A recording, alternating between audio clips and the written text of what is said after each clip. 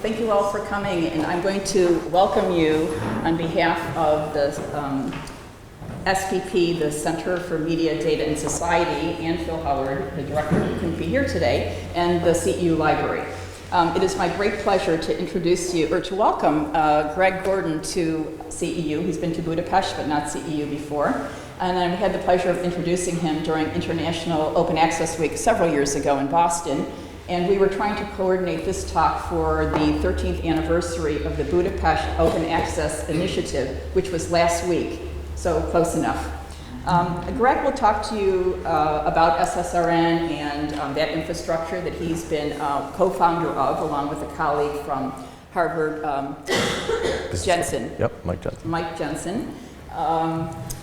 So I won't say much about that at all because he will do that. And I note that, just as a quick perusal, dozens of CEU faculty already use SSRN for distribute their work. But beyond the SSRN, which Gregg has had a hand in developing over 20 years, he's been engaged in other international open source or open scholarship projects to help with the dissemination of scholarship, including an effort that we worked on together that the ORCID, or Open Researcher ID. So he's been playing in this field a long time, and I'm really delighted that he could be here for this jointly sponsored talk. Welcome, Gregg. Thanks, Diane. As Diane said, I've been in Budapest before, but it was, I think, for about 36 hours. So it's going to be about 72 hours, so I'm doubling my experience in Budapest, and already it's even better. I actually thought this was going to be the greatest talk of my life because I thought I solved a technical problem instead of causing a technical problem. Turned out that I didn't solve the problem. So now the mic is working, but through no help of Gregg Gordon. We have a great group, and it's a small room, so I don't want this to be me lecturing to you. That's not the way that I like to have a conversation. So if there's something that doesn't make sense, or there's something that you don't quite get, or I'm just not being clear, please just holler it out, raise your hand. If it's something more complex, we'll give you a mic. But let's have a conversation over the next half hour, and then we'll have more Q&A and whatever else we need to talk about. But I'm here to tell you a little bit about SSRN, because people generally don't know really much about SSRN. They think they know about it, but it kind of fits into their lives in different ways, but they really don't maybe have the full picture. So I want to give you a little bit of understanding about that. I want to talk about open access, but I don't want to talk about open access from like this rah, rah, rah, oh my God, this is the greatest thing in the world, because it is. But I want to maybe start to open up some other avenues of thought for us to think about things in which open access causes problems and creates some opportunities. Because I think that really, really great things cause problems and create opportunities, and if we get those up on the table, then they can be really, really great things. But if we kind of bury our head in the sand about what doesn't work, then we wind up with some problems. Interestingly enough, Diane and I have been talking for about 2 months, and I just got asked to be involved with STM, Science Technical Medical Associations. Apparently, I didn't realize this, but apparently they're the global voice for scholarly publishing. So those of us in the social sciences and humanities may beg to differ a little bit with them. But they've now come out with this really awesome thing that talks about how we're going to share stuff. And so they asked me to possibly be involved, and I said, what are we really trying to accomplish? Is this a bunch of publishers waving their arms saying, look at how great we are, don't change the world in which I live in? Or are we really trying to figure out a way in which publishers and authors and organizations and readers actually use and share information? So I thought maybe that I wouldn't even have to give the talk because we would have solved the problem, but when I actually read into the documentation, we still need to discuss some of these things. So again, I want to give you kind of this view of the landscape from SSRN's perspective. Now, to step all the way back, for those of you who don't know, SSRN is a repository. It's the #1 repository in the social sciences and humanities in the world. So we play at the level that Archive plays with physics, with PubMed plays with biomedical research, and other people. So that's the level at which we play with. I'll give you some information, some data. The one thing on here, or the two things on here that I think are really, really important are the last two bullets. We don't take a copyright. So if you've written something and you put it into SSRN, you control it. You want to put it up, take it down, put it up, take it down, put it up, take it down every day of the week. God bless you, that's your option. No problem at all. You want to modify it, you want to revise it, you want to put it into different areas where other people can find access to it. Wonderful. But you are in control. The author is our customer. Now, they don't pay us anything, and I'll talk a little bit about our business model because that usually confuses the heck out of people. But the author is in control. In our world, the author runs the show. So we work very, very hard to make each of you that are authors and the other 260,000 in our network very, very successful. Because you're giving us your babies. Spent a lot of time creating this research, and we respect that. And we think that we have a very important relationship built on trust, and we try very, very, very, very hard not to mess that up. The other thing on here that I think is really important, and it's kind of wonderful that I'm here, is we level the playing field. You don't have to be at the #1 university in the world to be an SSRN. We have people at community colleges. We have people who aren't faculty anywhere putting content into SSRN, and that research stands on its own 2 feet. And we go through a process to make sure that it is scholarly research and that it fits into a certain set of guidelines so that you're not reading pornography or marketing materials or some consulting firm trying to pitch you on something. So we do have some guidelines and boxes that things need to fit into, but we want 1,000 flowers to bloom. We don't think that because you're in Cambridge, Massachusetts, or Oxford, UK, that you have some sort of golden ticket to being the only people that can write good quality research. We have a lot of authors, as I said. Now the charts, I just got these actually just a few minutes ago. The last month does not mean that we're going out of business on a couple of these charts. It means it's an incomplete month. But you see some constant growth. So this is the number of new authors added to the SSRN system on a monthly basis for the last close to 20 years. You see some blips. So this is where the National Bureau of Economics Research joined. This is where the IMF and World Bank joined. This is where a large association put in a lot of information from their conference proceedings over about a 15-year period. So you see some blips. But what you generally see is a nice trend. I write a paper. I add my co-authors. My co-authors say, hey, this is kind of cool. I get all of this stuff for free. They put up more of their papers. They add more co-authors. It becomes a very nice virtual system. So as I said, there's about 260,000 authors in the system. And this chart is actually the more important one to me. It's not about the quantity, but it's about the breadth. And not all of these places are visible from where you're seated. And we took out the US and UK. US is about 58% and the UK is about 4.5%. But you've got Egypt and Vietnam and Uruguay and Tunisia and Dubai and a lot of countries where they don't have the systems that we have available to us in the US, in the UK, and in Western Europe. And definitely not the systems we have here in Budapest. So it's about sharing this research. It's about sharing these perspectives. We think it's so important that we actually started a research network in Hebrew with Bar-Ilan University in Israel. Because at SSRN, you put some paper into the system, and you can classify it into a dozen different areas. So I'm an accountant. I write about Sarbanes-Oxley, a pretty mundane accounting concept. But I want the lawyers to get that accountant's perspective. I want the regulatory economists to get that accountant's perspective. So we cross-pollinate. So in the traditional system where I put my paper into one journal and that one journal has a pathway, in SSRN you can put it into a dozen different electronic journals, or as we call them, e-journals. And it's that cross-pollination of ideas that we think is very, very important. We think it's so important that we've branched out, as I said, based on geography. So I gave a keynote in Chennai almost exactly 2 years ago, actually, this week. And during that keynote, afterwards, the scholars came up and they said, this is great, but you know what? My research has to do with the slums of Mumbai. It doesn't really fit. And I said, no, that's where the mistake happens. The inputs are going to be different, and the conclusions of the outputs may be different, but that core algorithm, that core concept, the research at the center of what you've written about is critically important to people who are writing about favelas in Rio de Janeiro or ghettos or slums anywhere else in the world. So it's that sharing of perspectives in addition to sharing of cross-disciplines, and that's why we've started some networks dedicated to other languages. We're working on India right now, which obviously is not another language, but another perspective. And it's that perspective, again, that we think is very, very important.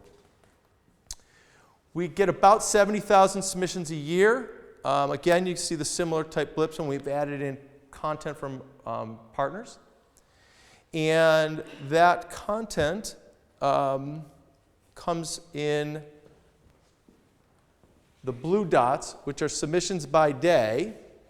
And then on this chart, you actually see something a little bit different from most repositories, which is revisions. So if somebody puts a paper into SSRN, they actually can revise it. It becomes a living, breathing document over the course of its evolution. We have papers that were written 15 or 20 years ago that get revised.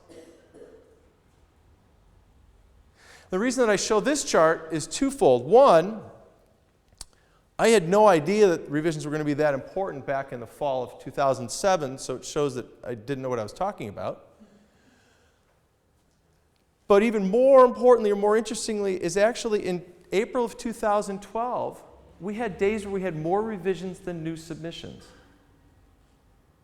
So as I said, we get about 70,000 submissions a year, and we're about 40 to 45,000 revisions a year. So it's this living, breathing corpus of information, which is really, really great, but as I'll talk about in a few minutes, it actually causes some other problems. Again, this solution is causing other problems. Here's a chart. Actually, I went through the set of slides that I showed in Boston with Diane a couple of years ago, and I actually had this chart. And I said, this is good, nice breadth. The big blue area is the United States. We're pretty US-centric, okay. And then I updated it in 2013, and the blue gets a little bit smaller. And they haven't pulled, I apologize, I don't have the 2015 data yet, but the blue continues to get smaller. But in 2013, something really, really interesting happens. India jumps up about 4 spots.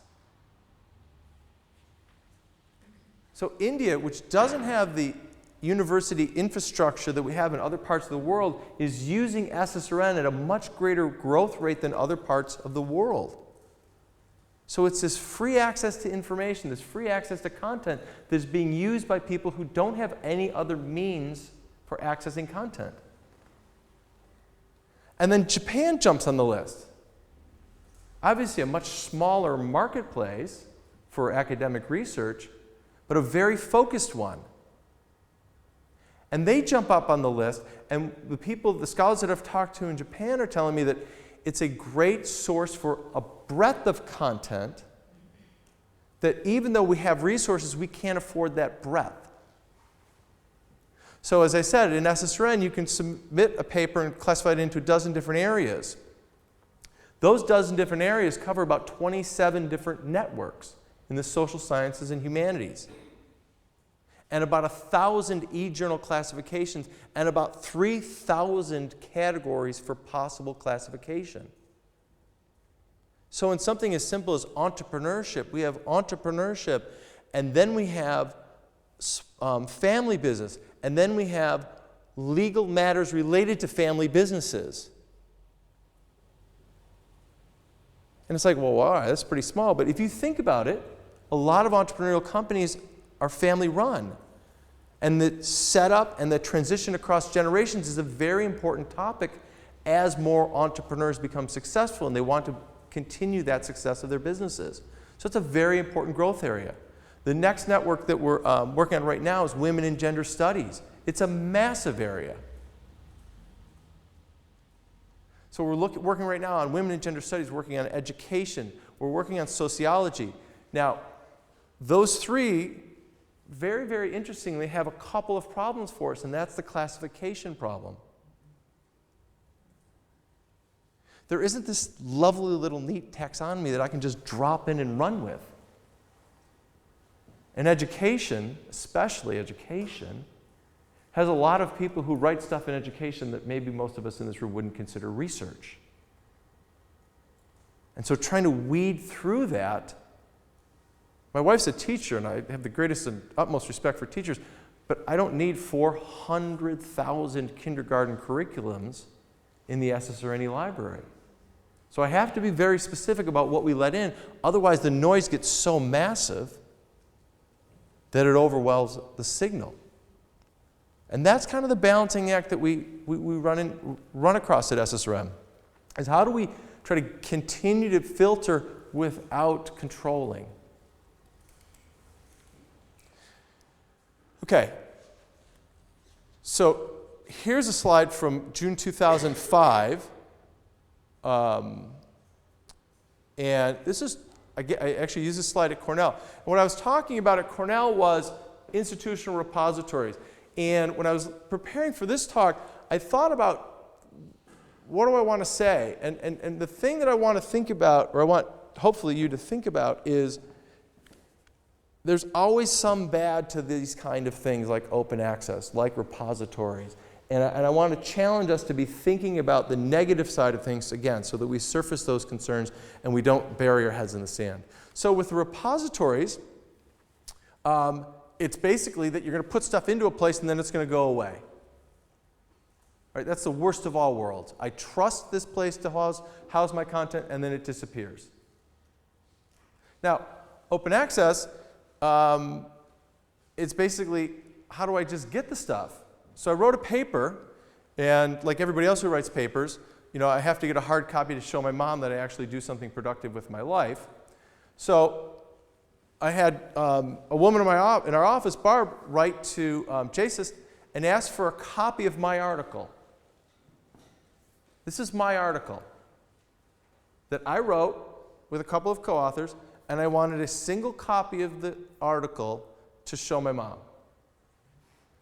And they wanted me to give them $159.20 in US dollars. And I said, that's messed up. And I have no better example of why open access is needed than me having to shell out $159 to make my mom proud. This is insane. This is absolutely insane. And usually when I show this slide or talk about this, people say, it should all be free. Everything should be free. And then I steal John Wilbank's idea of free as in a puppy. And we have 4 children in my house, and we have had many puppies that have been attempted to be brought home. And if you have a puppy, you know that there is no such thing as a free puppy. And arguably, you're better off paying for the puppy than actually considering it to be free, because you're kidding yourself. And that's what I want us to start thinking about with open access. It's not free. It's never going to be free. It will solve a bunch of other problems, but there are real costs to that. So if we start to think about open access as eliminating scarcity, we start to think about things a little bit differently. We start to think about information overabundance and how do we manage information overabundance. And so when we talk about information overabundance, it's not just in this day and age about open access. It's about access to a whole bunch more stuff. So usually what I then have in this conversation is I say, how many of you actually read everything in your field? How many of you actually know what everything in your field is anymore?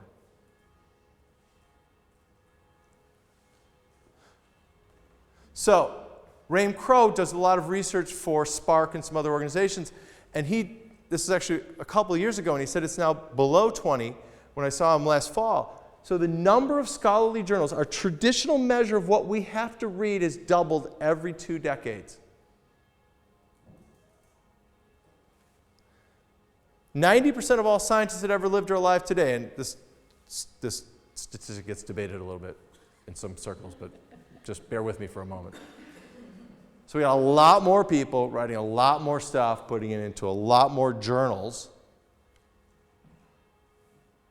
And we have to follow this. We have to read this. We have to stay on top of this. And so then people usually say to me, well, Greg, but it's going to be great because it's all going to be available and the publishers are going to die.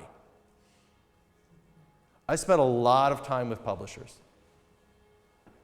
And there is no publisher that has not figured out how to make just as much money off of open access as they do off traditional journal subscriptions.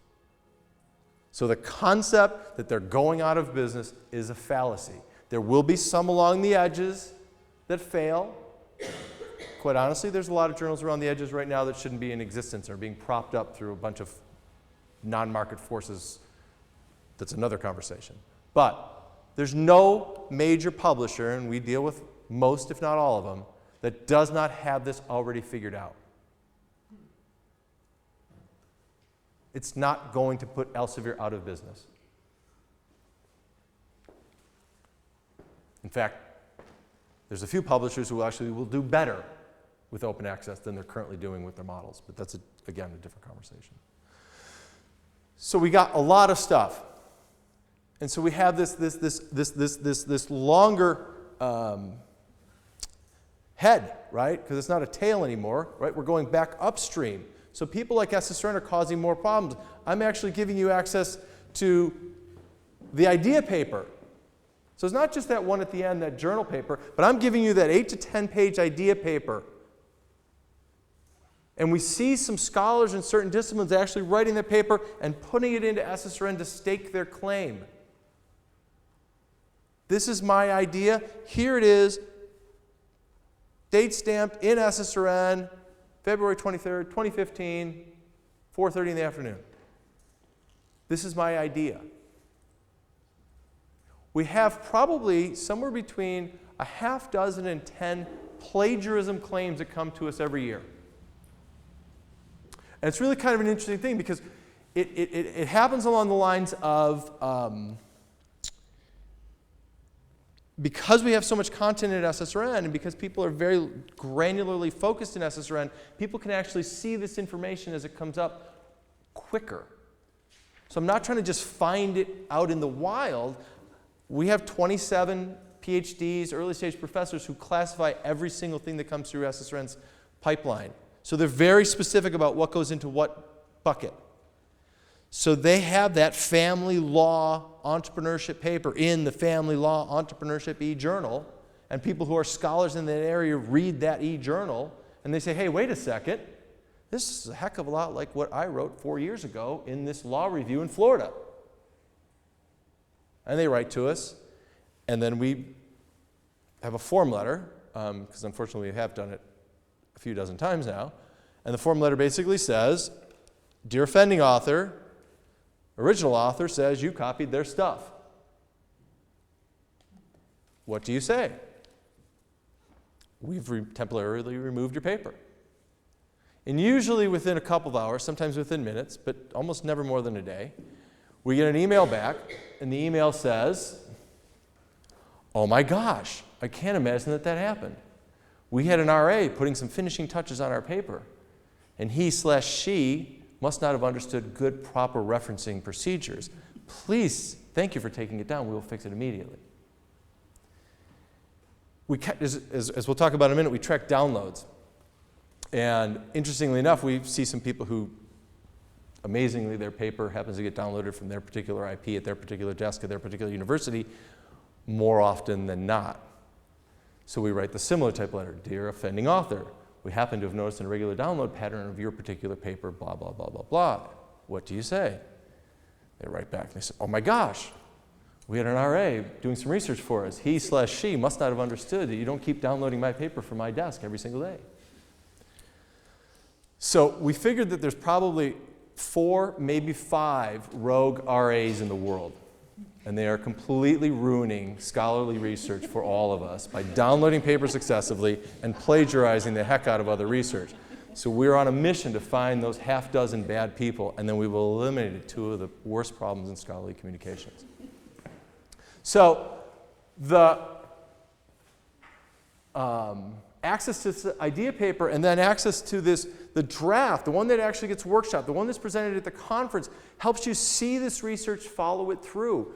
We looked at the Journal of Financial Economics. We're actually updating this for another reason, but we looked at the Journal of Financial Economics, Elsevier's leading finance journal. This data is about 4.5, 5 years ago. We looked at it, and we had 86% of the papers published in the JFE on average 13 and a half months in advance.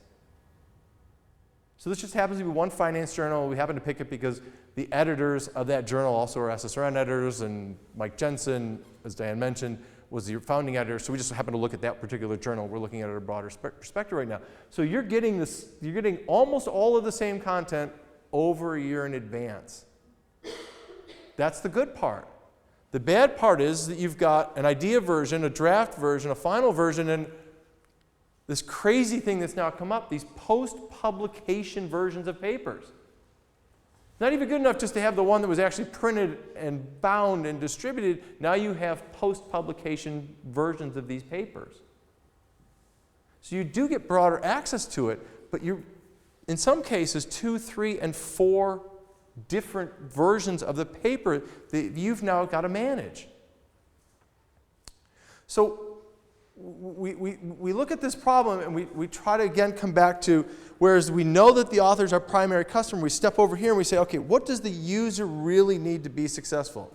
And in many cases, that author is the user just looking to provide the content for their next paper. So we ask a couple of questions, and the first question is, what do I want? In the States, there's this funny game called the McDonald's game. And so it's like when you're sitting with a bunch of people, and you say, all right, let's go to dinner. And they say, well, what do you want? I don't know. What do you want? I don't know. What do you want? So the thing that you do is you say, McDonald's. Let's go to McDonald's. And that immediately gets somebody to cough up a much better answer than McDonald's. So what we're trying to do is basically help people figure out what they want, because quite honestly, they really don't know. Most people don't know what they're looking for. And Mike Jensen's doing a lot of research in leadership, and what he would say at this point is that they have these blinders, these ontological constraints. If everything that I ever used in my research was from the Journal of Financial Economics, then the Journal of Financial Economics is the only place I'm going to go to find my research. They're not even open to other possibilities. That's why we cross-pollinate. I mean, I have economists who actually have said to me, I would never read an accounting journal. I gave a keynote at the American Accounting Association last year, and I showed them that basically when you look at the data, accountants don't even show up on the chart of sharing. Don't even show. I may actually have a picture of this. If I do, I'll point that out. But they don't even show up. Musicology shows up on the sharing chart. They don't even show up on the chart. And I showed that to him during this keynote. I said, you're not even in the game. You're not even in the arena. You're not even in the same country of the game being played. So people just don't know what they want because they have the ontological constraints. And then we start to say, how do I want it? And the simple answer to how do I want it is in a hard copy or digitally. And that's not really what we're talking about. There's this really cool book a few years ago. It's called How Companies Win by Cash and Calhoun. And this is a Nielsen guy and a researcher. And what they talk about is supply and demand. And they talk about how the US and Western Europe and the UK were predominantly supply-driven economies all the way up until about World War II. And it was make it faster, make it better, make it cheaper. And once we started to drive the efficiency through this process, we actually became more demand-driven economies. And so I thought about this and I said, okay, it was a traditional, I've been doing this for a while, as Diane lovingly pointed out. And so, so I'm old enough to remember this company called Dell that actually, when I used to give talks, would actually have the majority of the laptops in the room be Dell. And now we're down to one. And Dell was that company. I remember in college thinking I could call up somebody and they would make that machine for me. I mean, they were making that machine. I would say, I want this and this and this. And there was somebody in the background, boom, put it in a box and ship it to me. I'm like, oh my God, that's the coolest thing in the world. And then this other company came along and they showed how efficient and effective and profitable you could be based on supply. And then this other company came along in Cupertino that you may have heard of, that focused on demand. And they created stuff we didn't even know we needed. So at the Macworld, the last one they did, I think 3 years ago now, they had 1,400 people standing in line waiting outside to go in. And one of the Mac user, one of the Mac magazines went through and they asked all the people and they said, if Apple introduces a $1,000 device today, will you buy it? 70% said yes.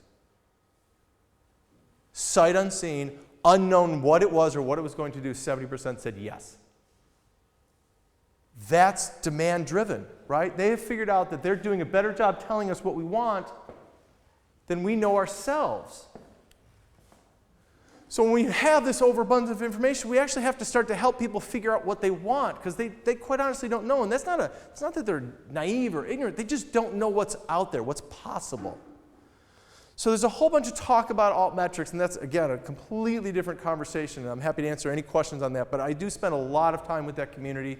We just wrote a paper that's coming out in PLOS about gaming and metrics and all that kind of stuff. And we can talk about that during the Q&A or whenever else. But there's a lot of cool stuff in metrics, and impact factor has a lot of value.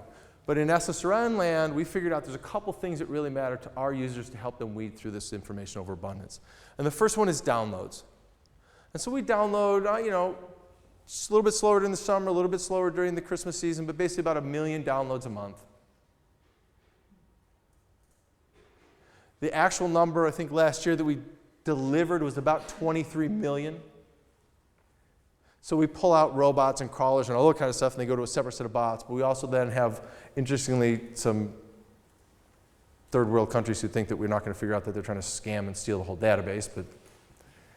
And then we have the occasional professor who thinks that we're not going to realize that the same paper downloaded from the same IP address, morning, noon, and night, but just one, but all the same author from the same IP, only during the academic year. Really smart people doing really dumb things.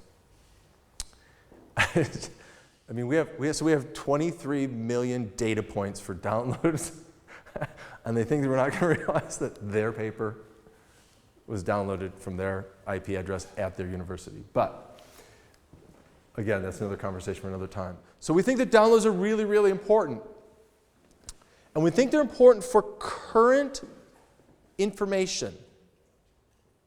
We think citations are really, really important. We built this system called CiteReader, because CiteSeer and a number of the other systems didn't really do the job that they needed to do from an open access or from a repository standpoint, so we built a system. And so basically what it does is it goes in and it breaks apart the PDF, it identifies the reference or bibliography section, it then breaks apart the individual references, it then breaks them into their component parts, and then we have a human being, depending on what level it goes through, either in Argentina or in India, look at every single one of them. So make sure the component parts are properly broken down, and then we match those component parts to the rest of the content within the SSRN library. And we do that not because we think that counting down citations is important, but we think that the ability to flow through the literature is very important.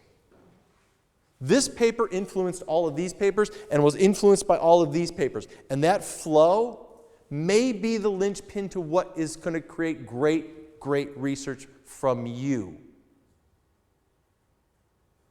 So my simple definition of innovation is to create something new from a broad, deep set of existing things. And SSRN wants to be the broadest, deepest set of existing things with the right tools to make you successful. Another thing that we have is we have this thing called eigenfactor. And some of you probably know Carl Bergstrom and Jevin West from the University of Washington. And so if you think about impact factor, it's a one-to-one relationship between content in a journal to another journal. And eigenfactor does this really slick mathematical round-robin random walk through the woods that allows you to see the ways in which this paper actually affects all the other nodes in that network. And it's just another way to think about what is impacting one thing versus another. So those are the three things that we track right now. Publicly, we track a whole bunch of other stuff like everybody tracks, but we haven't come up with anything that really we think is ready to be put out onto the field yet. If you want, I wrote a little paper about how these fit into SSRN. You can go download it from SSRN. The other thing that comes into this paper that may be also of interest is so people all the time say to me, "What do you do?" And I try to explain it to them, and they say, "But what's STM and what's SSNH?" And so I came up with a really simple little way to try to describe that to my friends and family who have no idea what it is. And so what I say is that STM, the science, technical, medical side of the world, is like a rifle shot. It's that single bullet trying to find the cause of something or the cure for something. And SSNH, social science and the humanities, more like a shotgun blast. And so if you want to go technical, it's search versus browse. And if you want to go money, it's cloister my research because you're going to give me a lot of money to fund my lab versus give me money to build my reputation. So if you look at the University of Texas at Austin, I don't know if this is public information. All right. Just don't tell anybody. So the University of Texas at Austin School of Law, the professors there make between $75,000 and $225,000 a year. That's their compensation. The good ones make somewhere between 5 and 10 times their salary in consulting, expert testimony, expert witness, and the like. So over here in SSNH, it's about building my reputation. So over here, I want to share. Over here, I'm less likely to share because if I have a really cool idea, JAMA or Lancet or Cell, they're not going to, or Science or Nature, they're not going to publish anything if you breathe a word about it. Over here, you could have the paper in SSRN for 5 years, 20 versions, and it still gets published. So we work very, very well over here. There's another conversation about how some of these areas are migrating into this area, but that's some of the stuff that Pierre J. and some other people are doing that's pretty interesting. Okay. So here's that slide. Johan Bolin, Clickstream Data, 2 billion clicks. And they looked at the ways researchers were bouncing around. So this was that one. So you've got music down here. You've got law up here, which we do a lot of work in law. So you've got a whole bunch of ways in which people are connecting. So they're jumping from nursing to psychology to brain studies to cognitive science to sports medicine. So these are the click streams of researchers looking for information in the process of creating their landscape review or gathering the research for what they're then going to go work on. So we look at law, and law is connected up here into economics, into sociology, into demographics, international studies, comes down actually into religion and philosophy and education, and a few other areas. And so the really, really cool piece of this is this connectedness outside of the discipline. And there's some people that still don't see that, but a lot of the really innovative researchers are reaching outside of their discipline to pull in these ideas and then bringing it back into their discipline or co-authoring with others from different areas to create cool new stuff. And that's one of the benefits, one of the true benefits of open access. We work with Carl and Jevin and took the eigenfactor data, and we have it in beta, and I hope it gets out this quarter, but basically it looks at all of these relationships and it comes up with a recommender system that has 4 component parts. First component part is, I'm a novice. I have no idea. I'm an accountant. I'm going into regulatory economics. What should I be looking at? And it says, here's the quintessential papers in this area. The other one is, I'm an expert. It's like, all right, forget about all those base level things. Here's the ones that the really, really smart people have written about in this area. Another one is the serendipitous. I want to kind of browse my way through the research. And the fourth one is what's hot. What's kind of the hot new topic? And again, it's just 4 different ways into finding content that's different, but only available because we have this large corpus of content that is living and breathing and open. And so where does that go? And so here's where I think it's going. And this is the slide I stole from those guys, and the reference is clipped off. But this is a map of the scholarly communications universe, according to Carl and Jevin, based on JSTOR. So what they've done is they said, forget about taxonomies. Forget about classification. We're going to look at the content and look at how it relates to each other. So it's a much oversimplification, but here's all of the papers. Who cares what was classified? It have to do with economics and geography and sociology and physical anthropology and applied linguistics and leisure studies. And they basically built this map, this like a population demographic map based on the content itself. Not what the author, not what Gregg, not what a librarian said, here's where it should be pigeonholed, but based on the content itself. And so the thing that's kind of interesting, I think, is when I travel a lot, and when I go to a new city,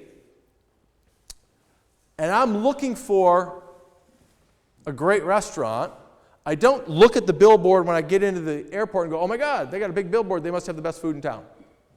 I say, I'm looking for sushi. I need two things. I need a map and I need a recommendation. And I believe by making things open, we start to create this new map of all of the content.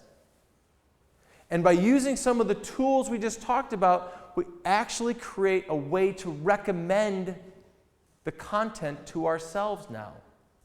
And sometimes I want something fast, and sometimes I want something leisurely, and sometimes I want a great wine list, and sometimes I want a download, and sometimes I want a citation, and sometimes I want an eigenvector to tell me what to look at.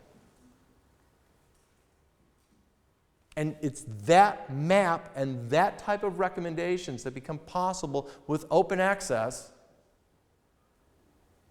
that I believe are truly changing the scholarly communications landscape. And since we talk about research, I got to pull some research out. So Heek Young worked with Erik Brynjolfsson. I think she actually may just have finished up her PhD in economics, but she was with Erik Brynjolfsson at MIT Sloan School of Management in Cambridge, Massachusetts. And she wrote a paper and looked at papers in SSRN. And her conclusion effectively is you're going to get 10 to 20% more citations for the paper you put in SSRN than for the one that you don't. Controlling for time and organization and affiliations and all that other kind of stuff. And I am never, ever, ever one to argue with a really top researcher from a really top organization when they say good things about SSRN. So not arguing in any way, shape, or form. She's 100% right. But I think the connectedness matters too. And I think that ability for the accountant to see the economist's view and the lawyer to see the accountant's view, that different perspectives helps us see the world differently, helps us create innovative research faster. And if we can start to shorten the cycle, you're going to tell me it takes you 18 to 36 months to write new, great, wonderful, innovative research. I'm going to see what I can do to shorten that by 10, 20, maybe 33%. And that's the possibilities that we see for the future.